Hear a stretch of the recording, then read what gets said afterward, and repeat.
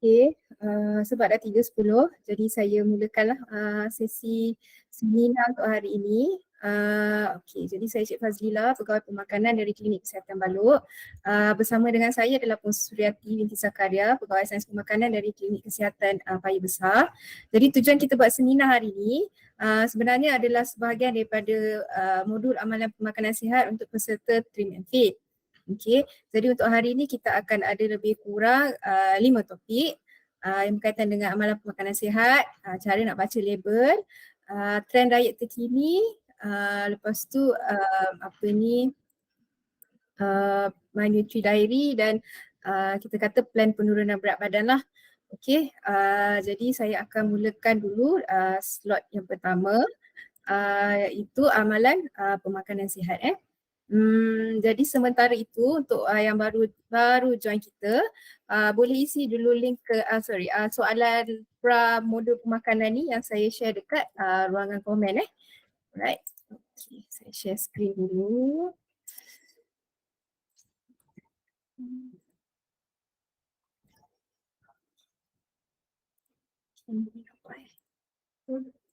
Right.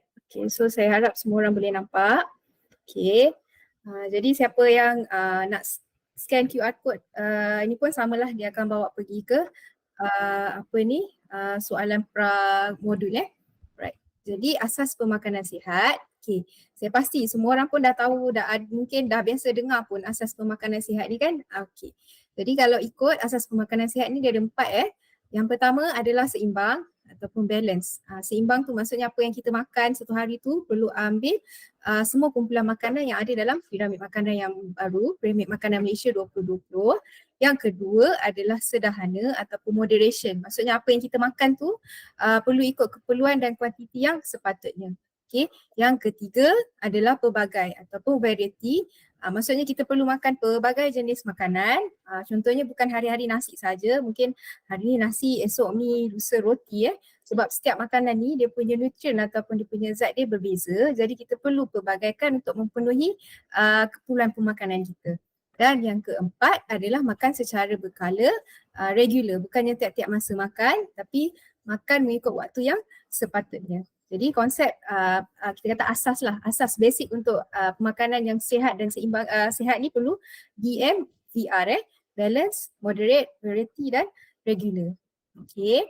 Dan apa yang panduan ataupun rujukan untuk pemakanan sihat yang kita gunakan. Okay. Jadi kalau ikut saya dah sebut tadi kita perlu gunakan piramid makanan Malaysia 2020. Dan untuk pengetahuan semua, in case ada yang masih tak tahu, piramid makanan Malaysia ni kita dah tambah baik. Okay, kalau tengok yang kat depan ni, okay, yang depan ni sebenarnya adalah okay, yang ni adalah piramid makanan yang baru. Okay. Dan yang belakang ni adalah piramid makanan yang lama, 2010. Jadi apa yang beza antara piramid makanan yang lama dan baru adalah dia punya susunan kumpulan makanan ni. Okay, kalau dulu aras bawah ni adalah kumpulan kanji ataupun nasi, mi, roti, biskut, kentang, kumpulan karbohidrat. Sekarang ni dia dipindahkan di aras kedua dan kumpulan sayur-sayuran dan buah-buahan kiri berada di bawah ataupun di tapak dia. Okay, dan selain daripada itu kalau kita perhatikan kumpulan makanan ni dia dah letak siap-siap dalam bentuk sukatan yang sepatutnya. Kalau sebelum ni dia letak je contoh makanan tu, tapi sekarang ni dia dah ada sukatan dia. Contoh kalau macam makan sayur ulam, sukatan dia 1 cawan. Okay, kalau sayur yang dah masak atau sayur berbuah, dia setengah cawan lah. Okay, saya zoom sikit bagi nampak. Okay, lepas tu kalau macam buah, tembikai ni sepotong. Okay, dia kira satu hidangan. Kalau betik, tembikai, nenas ni pun sepotong adalah satu hidangan. Okay, dan kalau tengok aras yang kedua ni, okay, nasi, mi, roti, biskut, kentang, ini adalah sukatan yang perlu kita ambil untuk sekali makan. Nanti kita akan tengok lebih jelas. Okay, dan selain daripada itu, dia ada juga tambahan pengambilan air kosong. Okay, 6 ke 8 gelas sehari. Dan gelas tu adalah 250 ml sukatan gelas. Okay, dan kalau tengok nota kat tepi ni, okay, dia ada sebut saranan sajian. Okay, maksudnya kalau macam sayur ni, kita perlu ambil sekurang-kurangnya 3 sajian sayur sehari dan kalau buah-buahan tu 2 sajian sehari. Okey, 3 saja ni maksudnya setiap kali kita makan berat tu wajib ada sayur. Sekurang-kurangnya, kalau lebih lagi bagus. Okey, dan aras yang kedua adalah berkenaan dengan kumpulan karbohidrat. Okey, saranan pengambilan dia adalah antara 3 hingga 5 sajian seharilah. Okey, alright. Okey, jadi ini lebih jelaslah mengenai dia punya sukatan. Tadi sayur 3 atau lebih sajian, buah 2 sajian, nasi bijirin, produk bijirin dan ubi-ubian termasuklah kita kata makanan berasaskan tepung 3 hingga 5 sajian. Air kosong 6 ke 8 gelas. Okay, kemudian kita ada aras ketiga, kumpulan protein ikan 1 sajian, ayam, telur, daging 1 hingga 2 sajian dan legium 1 sajian. Kemudian kita ada susu dan produk terusu. Okey, yang ni perlu ambil 2 sajian sehari. Dan atas kali ni perlu hadkan pengambilan lemak, minyak, gula dan garam dan termasuklah juga makanan ultra terproses. Makanan ultra terproses ni maksudnya makanan yang contohlah macam makanan segera nugget, sausage, itu perlu kita hadkan pengambilan dia. Dan piramid makanan ni terguna pakai untuk mereka yang berumur 7 tahun dan ke atas. Okey, yang 7 tahun dan ke atas, tetapi untuk remaja dan kanak-kanak sekolah dia ada beza sikitlah untuk pengambilan buah dan juga untuk pengambilan sayur. Okey, dan bilangan sajian ni 3 hingga 5 sajian ni berdasarkan pengambilan kalori sehari. Contoh kalau ambil pengambilan kalori tu 1500 kalori sehari, jadi pengambilan bijirin dia tu dalam 3 hidangan. Kalau kita ambil 1800 kalori sehari, dia punya pengambilan bijirin ni 4 sajian dan kalau 2000 kalori sehari ni adalah 5 sajian. Okey. Kemudian jadi ini adalah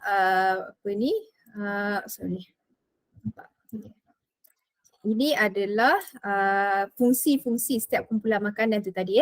Okey, jadi kumpulan satu ni buah-buahan dan sayur-sayuran, macam kita tahulah dia adalah sumber vitamin A, vitamin C, vitamin E, serat serat ni sangat penting selain untuk kita kata kesihatan jantung, dia penting juga untuk kawalan berat badan.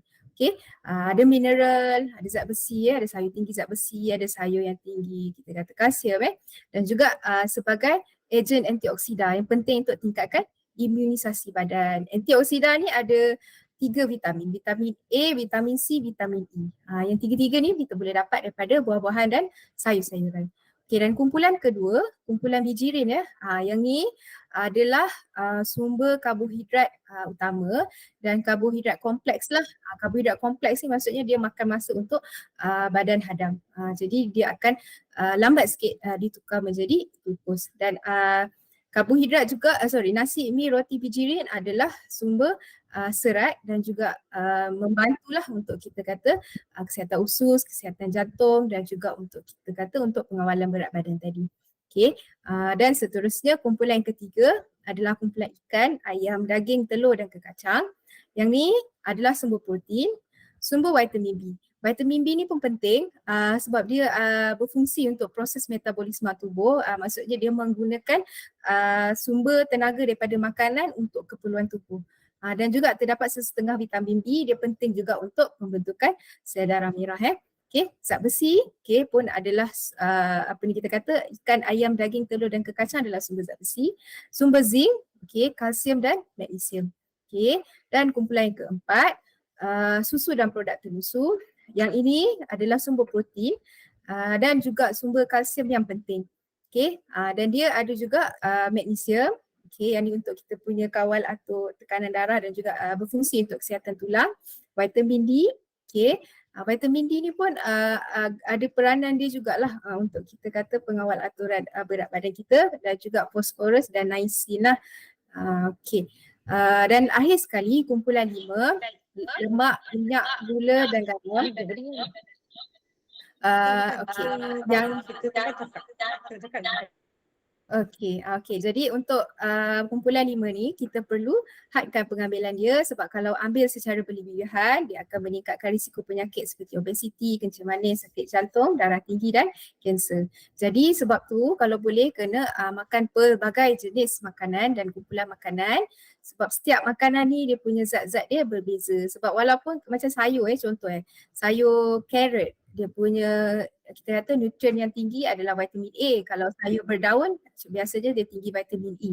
Jadi sebab tu kita kena pelbagaikan jenis makanan tu walaupun dalam kumpulan makanan yang sama. Dan orang selalu tanya, boleh tak saya nak gantikan sayur buah sebab saya tak makan sayur? Tak boleh sebab walaupun dia dalam kumpulan yang sama tetapi zat dia berbeza dan kita perlukan kedua-duanya sekali. Okay. Alright. Seterusnya. Jadi untuk hidangan sayur-sayuran, ini adalah sukatan untuk satu kali makan. Maksudnya satu hidangan lah. Jadi kalau tomato sekali makan 2 biji yang saiz sederhana. Kalau ulam-ulaman 1 cawan.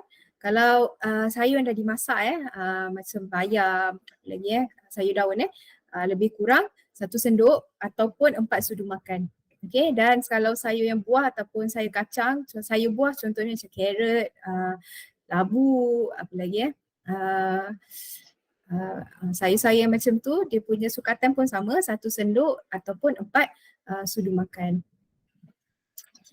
Seterusnya adalah kumpulan buah-buahan. Buah-buahan ni 2 sajian sehari. Yang ni adalah untuk satu sajian Kalau buah macam apple, oren, lai, pisang berangan sekali makan 1 biji. Kalau pisang emas 2 biji.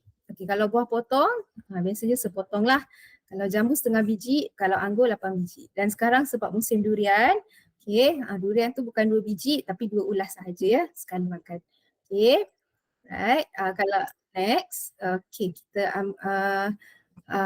sajian makanan berkanji ataupun sumber karbohidrat kalau nasi 2 sendok, roti 2 keping, emping jagung 1 cawan, biskut cream cracker 6 keping, kentang 2 biji, kalau mi 2 sendok, kalau mi pun dia dia lebih sikit lah 2 sendok setengah. Jadi kalau tengok ni dia punya kalori dia mungkin plus minus lebih kurang samalah, kecuali emping jagung ni dia kurang sikit. Jadi dia boleh saling kita kata menggantikan lah. Jadi contoh breakfast kalau tak nak makan nasi rasa berat sangat boleh nak ambil roti tetapi kena suku-suku separuhkan dia. Sebab untuk makan berat ataupun waktu makan utama ni kena pastikan dia lengkap, seimbang ada karbo, ada protein, ada serat ataupun sayur. Baru dia kira seimbang untuk waktu makan berat lah. Kalau sekadar makan roti, sapu pelanta ataupun sapu Nutella je memang takkan kenyang lama. Walaupun kita makan roti whole grain tu dan ini pun 2 keping ni termasuk roti whole grain kalau ambil beras parboil ke beras perang ke sama juga 2 sukatan lah. Yang ni sukatan dia ni dikira berdasarkan 30 gram karbohidrat, berat karbohidrat tu Next adalah protein. Alright, so protein 14 gram protein bagi setiap sajian. Maksudnya untuk satu kali makan lah. Kalau karbohidrat tadi 30 gram, protein untuk sumber protein adalah 14 gram. Jadi 14 gram tu banyak mana? Kalau ikan bilis dia lebih kurang 2/3 cawan ataupun 5 sudu makan. Kalau daging saiz kotak mancus tu 2 ketul ataupun kalau saiz kita punya tapak tangan ni lah. Satu tapak tangan ni. Kalau ayam peha tu 1 ketul, telur puyuh 10 biji, ikan tenggiri atau ikan salmon atau ikan yang potong macam ni 1 ketul, ikan kembung atau ikan selah 1 ekor, isi kerang lebih kurang 1 cawan yang macam dalam gambar, hati ayam ni 2 keping lah, 2 keping, 2 lubang dia panggil.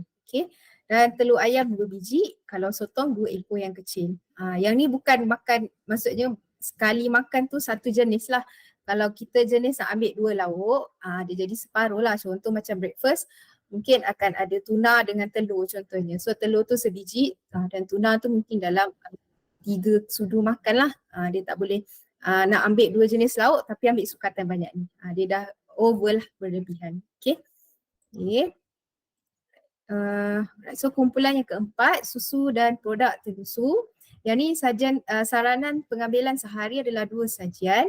Dan contoh untuk satu sajian ataupun satu kali kita minum atau makan, kalau susu 1 gelas saiz 250 ml, Kalau susu kotak tu sebenarnya kalau perasan dia punya ml tu dia kurang sebenarnya 200 ml. Okay, tapi kalau untuk satu sajian dia adalah 250 ml. Kalau keju 2 keping. Kalau susu bancuh, susu tepung kita pakai dia 4 sudu makan lah. Kalau yogurt 2 cup yogurt yang standard tu. Okay, itu adalah satu sajian. Kalau Greek yogurt dia satu sahaja. Sebab yang ni dia punya protein dia lebih kurang 7 ke 8 gram macam tu. Okay. Alright. Next. Okay. Lemak, minyak, gula dan garam. Okay, ini pun dah banyak kali pesan, dah banyak kali semua orang pun tahu perlu dikurangkan. Okay. Dan kalau untuk gula, kita sarankan untuk ambil kurang daripada 10 sudu kecil ataupun 10 sudu teh sehari. Dan ini termasuk gula yang tersembunyi dalam makanan. Kat mana dia bersembunyi? Ini contoh-contoh dia macam kita minum kopi kan. Kopi yang ada added sugar lah macam vanilla, caramel, itu gula yang tersembunyi. Okay. Dan juga untuk garam, saranan pengambilan garam tidak kita kata mestilah kurang daripada 1 sudu teh sehari termasuk garam tersembunyi. Okay. Alright. Okay. Jadi, tadi dah tengok kumpulan makanan dalam piramid makanan. Seterusnya kita akan tengok pula pinggan sihat Malaysia. Yang ni pun kita dah ulang-ulang cakap, orang pun tahu tagline dia suku-suku separuh. Okay, jadi apa itu pinggan sihat? Okay, pinggan sihat ni sebenarnya dia memudahkan kita untuk kita kata buat sukatan makanan tu nak ambil banyak mana. Kalau dalam piramid tu dia macam untuk kegunaan satu hari makan. Dan pinggan sihat ni adalah untuk satu kali makanlah. Okay. Dan dia merujuk kepada Malaysian Dietary Guidelines dan piramid makanan. Jadi pinggan sihat Malaysia ni dia berdasarkan dua benda ni lah. Kita ada panduan diet Malaysia dan piramid makanan. Okay, dan kita buat dalam bentuk pinggan sihat Malaysia. Okay. Okay, jadi inilah pinggan sihat itu. Okay, saiz dia sebenarnya adalah 10 inci. Okay. Dan dia macam saya cakap tadi, dia adalah alat bantuan visual, maksudnya dia bantu kita daripada piramid makanan ni, kita pindah pergi pinggan sihat untuk satu kali makan. Pinggan piramid ni untuk satu hari, pinggan sihat ni untuk satu waktu makan. Okay. Right. Jadi, tak nampak dah? Boleh? Tak cakap apa? Gelap. Gelap.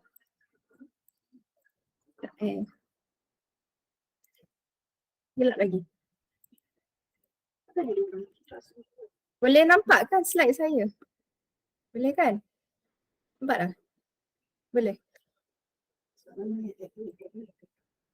Boleh kan? Boleh nampak slide kan? Okay. Alright. Jadi pinggan sihat ni, okay, dia bantu kita untuk tingkatkan pengambilan sayur dan buah-buahan sebab kita akan penuhkan separuh daripada pinggan tu dengan sayur-sayuran dan buah-buahan.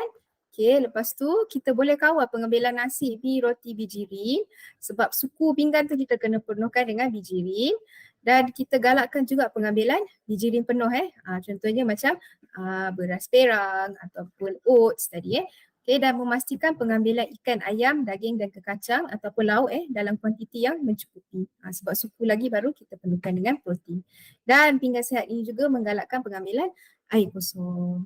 Okay. Dan kita sarankan juga pemilihan makanan ataupun lauk yang rendah lemak, rendah gula dan rendah garam. Okay. Jadi siapa yang patut guna pinggan sihat Malaysia ni? Okay. Sesiapa sahaja, tak kisahlah orang tu nak turunkan berat ke, tak nak ke, tetapi benda ni terguna pakai untuk semua orang. Okay, sebab penggunaan pinggan sihat Malaysia ni anggaran kalori dia untuk dalam 1,500 ke 1,800 kalori sehari. Okay, contohnya kan macam satu kali waktu makan tu anggaran untuk satu pinggan tu dalam 400 ke 500 kalori. Jadi kalau kita kali 400 kali 3 dah 1,200.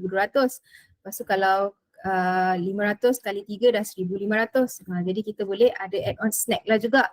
Jadi sebab tu dia punya anggaran kalori dia antara 1,500 ke 1,800 sehari lah. Dan untuk mereka yang berumur 18 tahun ke atas. Sebab dia punya sukatan dia tu memang untuk yang dewasa lah.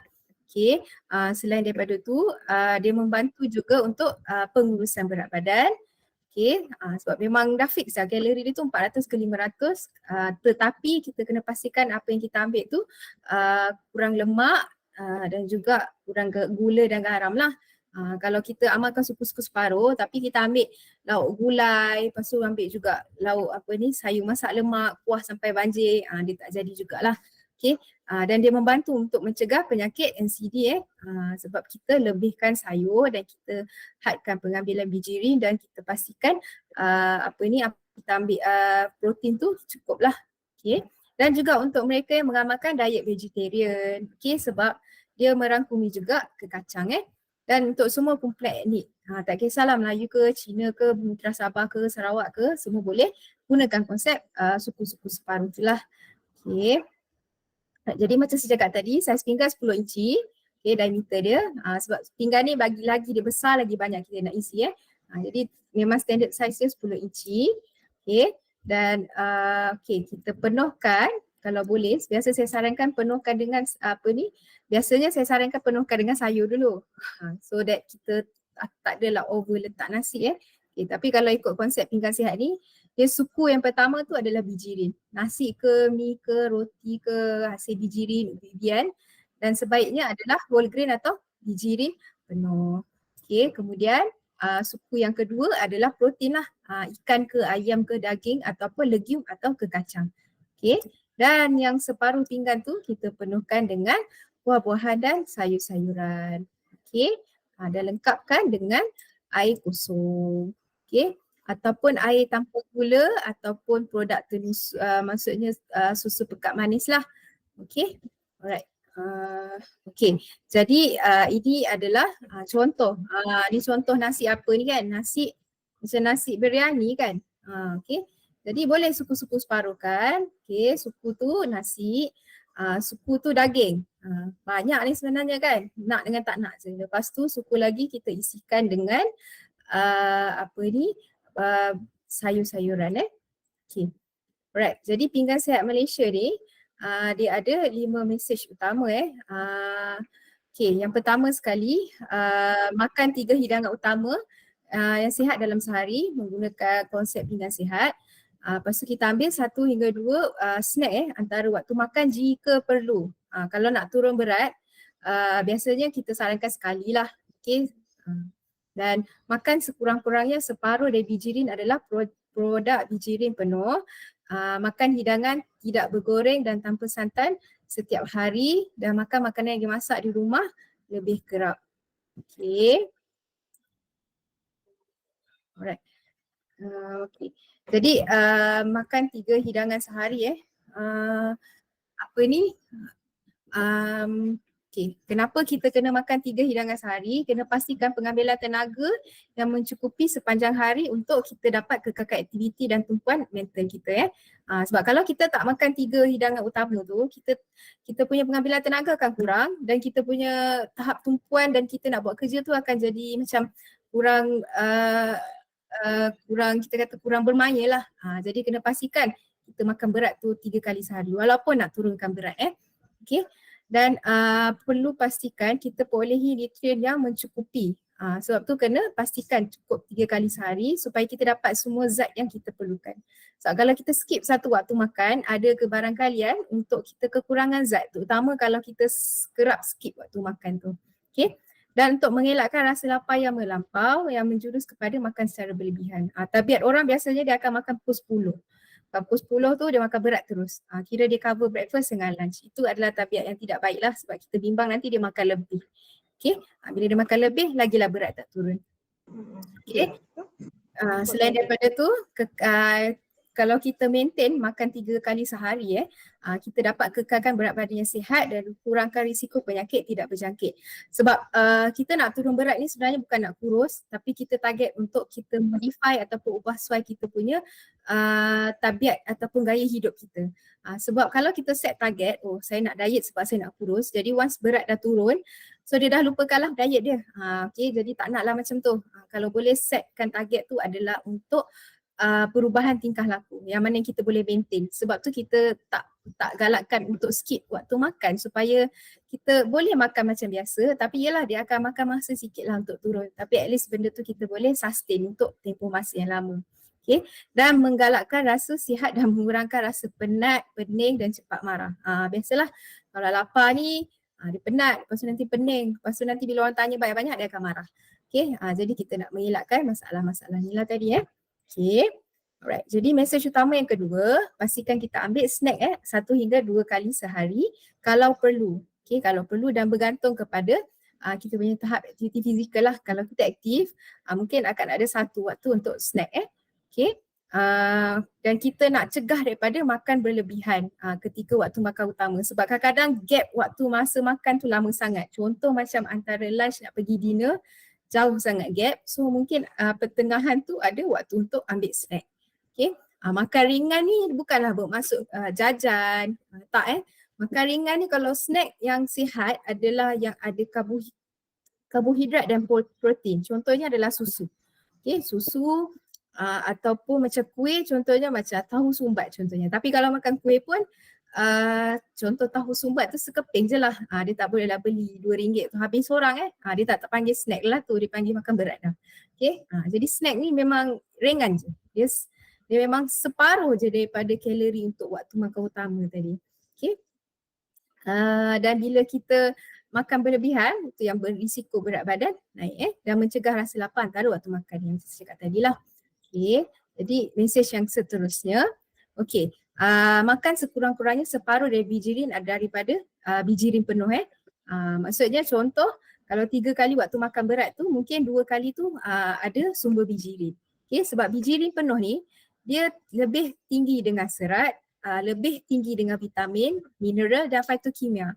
Contoh macam asid fenolik, flavonoid, yang ni semua ni dia adalah kita panggil nutrien yang ada manfaat kepada kesihatan. Dia bukan vitamin, bukan mineral tapi dia ada manfaat kepada kesihatan kita. Okay? Jadi sebab tu perlu pastikan ada bijirin penuh lah dalam sehari tu.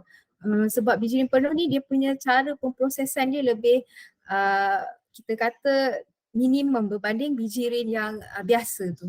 Okay? Jadi sebab tu dia boleh retain ataupun kekalkan zat-zat ataupun khasiat makanan yang ada dalam sumber makanan tersebut. Okay. Dan bijirin penuh ni dia membantu untuk kesihatan usus yang sihat. Dia boleh mencegah sembelit dan juga risiko penyakit-penyakit ni lah dan juga kawalan berat badan. Okay. Dan bakteria dalam usus kita tu kita kata ada bakteria yang bermanfaat lah. Bakteria ni pun sebenarnya dia berperanan dalam usaha untuk menurunkan berat badan sebenarnya. Jadi sebab tu pentingnya ada sumber bijirin ni tadi. Okey. Seterusnya mesej utama yang keempat, makan hidangan tidak bergoreng dan tanpa santan setiap hari. Okey. Kalau boleh cuba hadkan.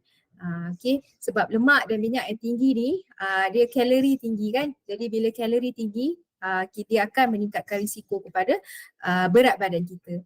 Jadi cubalah ataupun kalau susah sangat, contoh lunch tu dah ambil lauk bersantan, malam tak perlu bersantan atau lagi baik contoh dalam satu pinggan tu kalau lauk tu dah goreng ataupun dah santan, sayur tu tak perlu masak lemak. Macam contohnya kan. Okay. Alright. Mesej utama yang 5, makan makanan dimasak di rumah lebih kerap. Okay, sebab apa? Sebab kita boleh kawal portion tu. Kalau kita bungkus, contohnya nasi goreng kan bungkus kat luar, satu polystyrene tu sebenarnya dah lebih kurang 4 sendok sebenarnya. Boleh makan 2 orang satu bungkus tu. Okay, dan kita boleh kawal apa yang kita tambah ataupun guna dalam ramuan tu. Sebab kat kedai ni kadang-kadang kita tak tahu garam dia pakai banyak mana, dah pakai garam dia tambah lagi MSG kan. Lepas tu ada lagi lah bahan-bahan perasa yang lain sebab tu dia jadi lagi sedap kan. Jadi benda-benda tu bahan ramuan yang tambahan tu pun boleh meningkatkan risiko kepada penyakit tidak berjangkit lah. Dan kita boleh ubah suai resepi tu jadi lebih sihat. Contohnya instead of pakai santan kan, kadang-kadang mungkin santan pekat, mungkin kita boleh pakai masak sendiri, santan tu lebih cair ataupun kita boleh gantikan dengan susu. Okay, untuk mengurangkan penggunaan lemak tadilah. Okay. Jadi ini adalah contoh menu nasi beras perah dengan ayam panggang dan sayur. Okey, boleh supu-supu separuh kan. Okey. Lepas tu kita ada Yang ni kalau contoh macam makan kat mamak kan, boleh capati, sekeping, ada kuah dal. Kuah dal ni adalah protein dan juga dilengkapkan dengan kubis dan buah dan ada air susu. Ataupun ini lauk makan tengah hari, ada nasi supu, ikan supu dan separuh tu adalah sayur dan buah-buahan dan dicukupkan dengan air kosong. Yang ni nasi ayam. Lepas tu kita ada roti. Kalau nak breakfast roti boleh. Tapi macam saya cakap lah, kena supu-supu separuhkan. Telur sebiji dengan baked beans. Baked beans ni ataupun kekacang adalah sumber protein. Boleh kalau nak ambil dan lengkapkan dengan sayur dan sayur-sayuran. Yang ni dia pakai mentega 1 sudu kecil, lepas tu dengan susu. Kalau macam ni pun dah lebih kurang 400 kalori. Kenyang pun kenyang lah, sementara nak tunggu lunch kan. Boleh tahan lah. Kemudian mihon. Mihon boleh kita supu separuhkan. Mi supu isi ayam. Lepas tu ada sayur lah, toge, sawi dan juga cili. Cili, bawang, cendawan tu adalah sayur. Boleh makan. Dan kita lengkapkan dengan buah-buahan dan air kosong. Nasi goreng pun boleh. Nasi, ayam, isi ayam, kemudian ada sayur. Ada sayur apa ni? Ada sawi, ada sayur carrot dengan sayur kacang. Right. Jadi makan mengikut keperluan kalori harian. Kalori ni adalah unit ukuran tenaga makanan. Unit baki tenaga. Jadi keperluan kalori ni dia berbeza ikut umur, ikut jantina, ikut tahap aktiviti fizikal kita.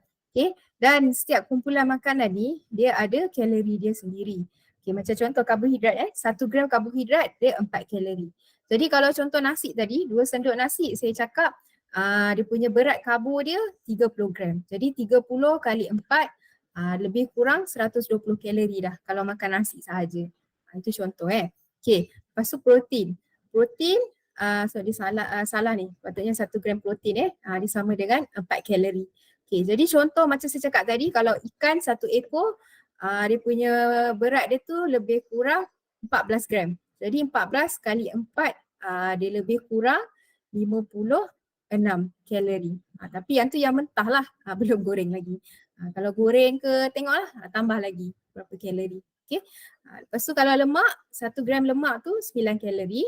Jadi kalau 1 sudu kecil mentega tadi kan yang sapu pada roti, yang tu 1 sudu kecil tu dia dah 5 gram lemak. So 5 kali 9, 45 kalori. Itu kalau sapu pada roti. Kalau goreng, dia lebih kurang 3 ke 4 sudu. So 3 ke 4 sudu tu kena kali 9, lepas tu tambah pula dengan protein daripada ikan tadi. So itulah dia punya nilai kalori untuk anggaran lah untuk makanan Right, next. Kenapa kita perlu makan ikut keperluan kalori harian? Sebab konsep dia ada kita panggil konsep keseimbangan tenaga maksudnya apa yang kita makan tu perlu seimbangkan dengan apa yang kita keluar. Kalau kita makan lebih, keluar tu kurang, sebab tu berat naik. Jadi untuk pastikan berat kita turun, kita kena pastikan kalori yang masuk tu maksudnya tidaklah terlalu berlebihan dan kita pastikan kita balance balik dengan buat aktiviti fizikal Alright. Jadi inilah kalau kita makan lebih, aktiviti kurang, berat naik. Dan kalau kita pastikan apa yang kita ambil tu bersesuaian dengan keperluan kita, lepas tu kita balance dengan exercise, kita boleh turunkan berat badan kita lah. Alright. Jadi ni yang saya cuba sampaikan tadi lah. Kalau nak balancekan berat, contohnya berat kita dah okey kan, nak balance, so perlu pastikanlah apa yang kita masuk tu atau yang kita makan tu sama banyak dengan yang kita keluar. Tapi kalau kita nak turunkan berat, so kena pastikan kita makan tu mungkin makan dalam, untuk pengambilan kalori makanan ni, dia tidak boleh kurang daripada 1,200 kalori. Kalau kita ambil kurang daripada 1,200 kalori, dia akan mengganggu proses penurunan berat badan. Jadi paling sikit kita boleh makan sehari 1,200. Kalau tanya saya, sebaiknya ambil dalam 1,600 atau 1,500 dan kita burnkan dia. Burn more untuk turun lebih berat badan. Yang masalahnya sekarang ni, kita makan banyak tapi kita keluarkan tu kurang. Okay, kita tak nak yang ni lah, kita nak yang ni. Okay, biar kita makan bersesuaian dengan keperluan kita dan kita burn more. Okay, right.